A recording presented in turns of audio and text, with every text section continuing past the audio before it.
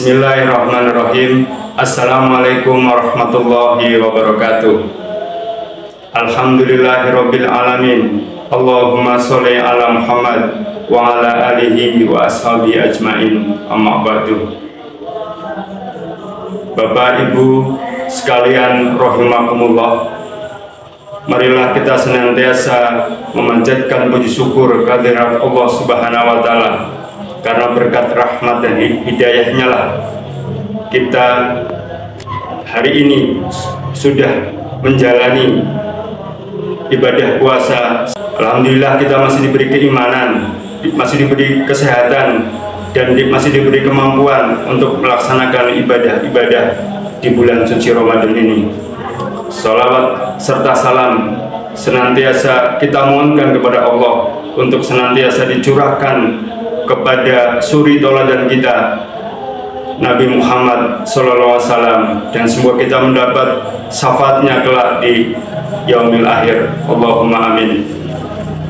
Bapak, Ibu, Saudara sekalian rahimakumullah, pada kesempatan kali ini sesuai dengan tugas yang diberikan kepada kami akan menyampaikan dua hal.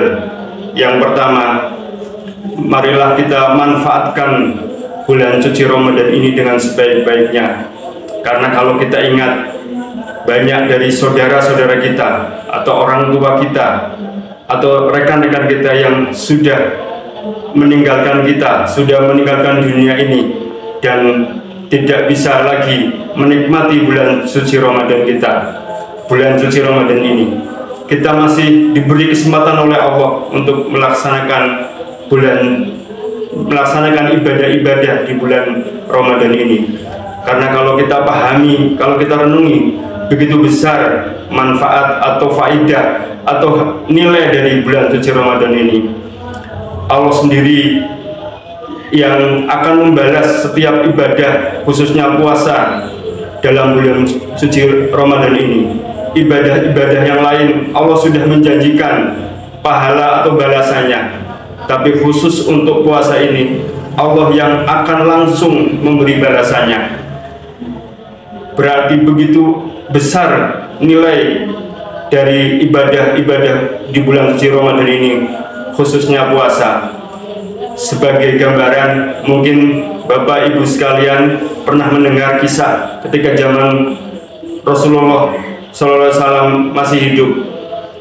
Ada dua orang yang mu'alaf dari Yaman masuk Islam, kemudian dan mereka dikenal oleh sahabat Rasulullah. Suatu waktu ada dua orang ini yang bersahabat akrab, kemudian mereka berdua mengikuti atau ikut dalam peperangan menghadapi kaum musyrikin. Takdirnya kemudian salah satu dari mereka syahid, wafat dalam perang. Kemudian setahun kemudian setelah perang terjadi, sahabat yang satu lagi menyusul meninggal karena sakit. Dan setelah berapa waktu, salah satu sahabat yang bernama Tolha dalam suatu malam bermimpi di sebuah tempat yang sangat indah, di bangunan yang sangat indah, dan itu digambarkan sebagai surga. Kemudian dalam mimpi itu dipanggil satu persatu ke dalam bangunan yang sangat indah. Apa kemudian dalam mimpi itu yang terjadi?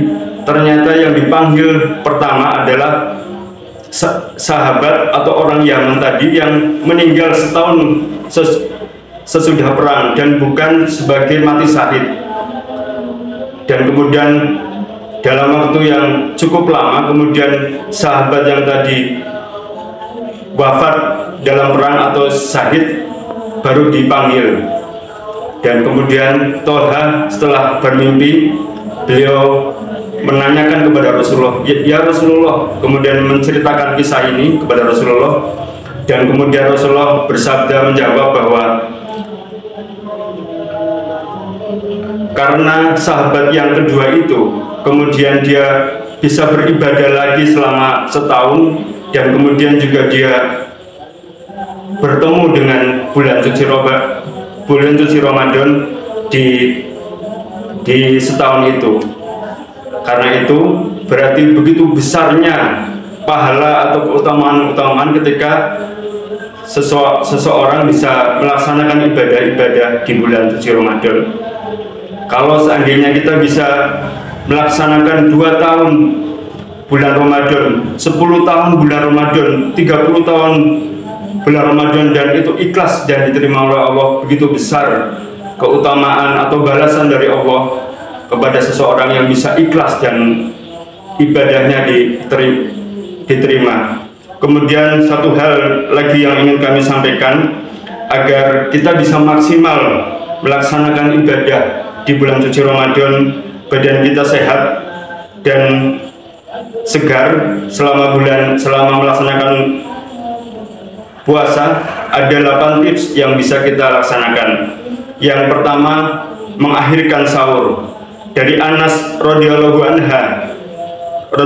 anhu dari Zaid bin Sabit radhiyallahu anhu bahwasanya dia berkata, kami pernah bersama Nabi sallallahu alaihi wasallam.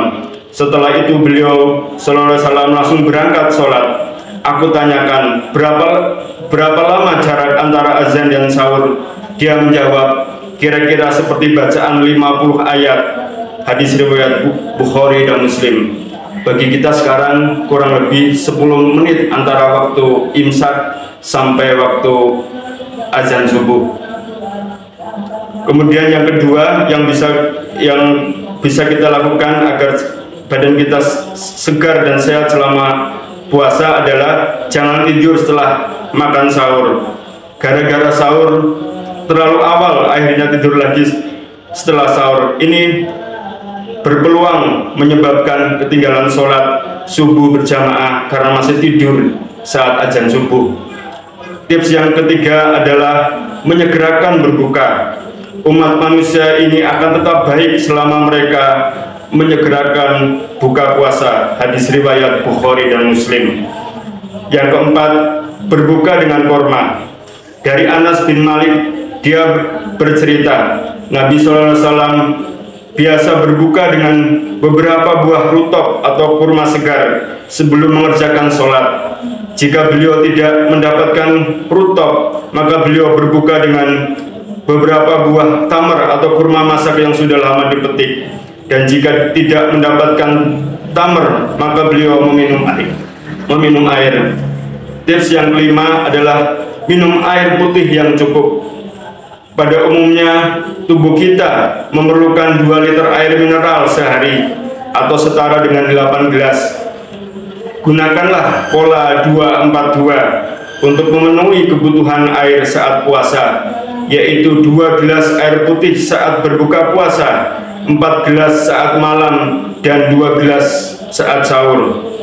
Tips yang keenam, mengkonsumsi makanan bergizi. Selama menjalankan puasa, asupan makanan berkurang 20-30%. Biasanya asupan harian sekitar 2000 kilokalori, berkurang menjadi 1600 kilokalori saat puasa. Maka imbangi dengan makanan bergizi yang mencukupi kebutuhan nutrisi tubuh. Tips yang ketujuh, cukup istirahat. Tubuh kita memerlukan istirahat. Untuk itu harus dijaga agar selama Ramadan memiliki waktu tidur dan istirahat yang mencukupi. Tips yang terakhir, yang ke-8, tetap menjaga olahraga. Puasa Ramadan tidak menghalangi untuk olahraga. Lakukan olahraga disesuaikan dengan kemampuan, seperti jalan santai, bersepeda santai, atau senam, agar badan tetap sehat, fresh, bertenaga di saat puasa. Demikian yang bisa sedikit saya sampaikan. Semoga bermanfaat dan semoga kita bisa maksimal dalam melaksanakan ibadah-ibadah di bulan suci Ramadan ini, dan Allah terima semua amal ibadah kita. Semoga bulan suci Ramadan ini adalah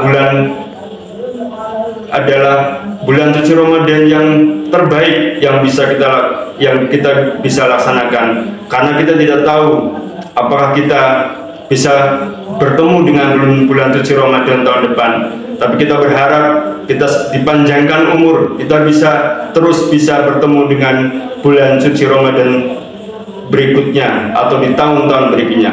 Demikian kurang lebihnya saya mohon maaf. Fastabihul khairat.